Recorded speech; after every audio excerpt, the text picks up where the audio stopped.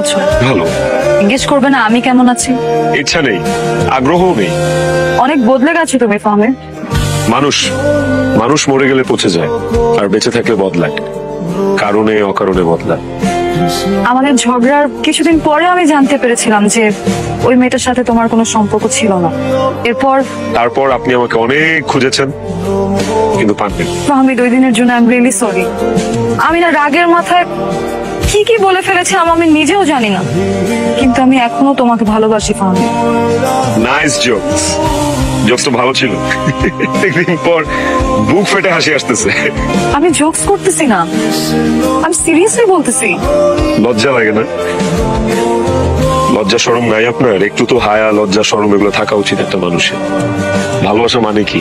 ভালোবাসা মানে বোঝেন? ভালোবাসা মানে হচ্ছে making commitments, fulfilling those commitments. একজন আরেকজনের উপর দায়বদ্ধতা, সবসময় ভালোবাসা মানুষের ভালো চাওয়া, সুখ দুঃখ ভাগাভাগি করে নেয়।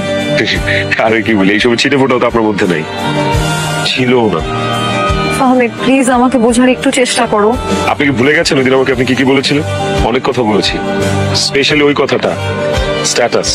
ভালোবাসা স্ট্যাটাস দেখে হয়, তাই না? এরকমই তো একটা কথা ছিল।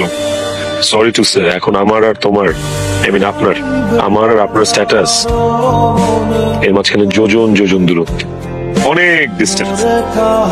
আমি আর ওই ফাহমিদ নাই যে ফাহমিদকে আপনি রাস্তায় ফেলে চলে গেছিলেন। This is a complete different man. এই ফাহমিদ অন্য ফাহমিদ।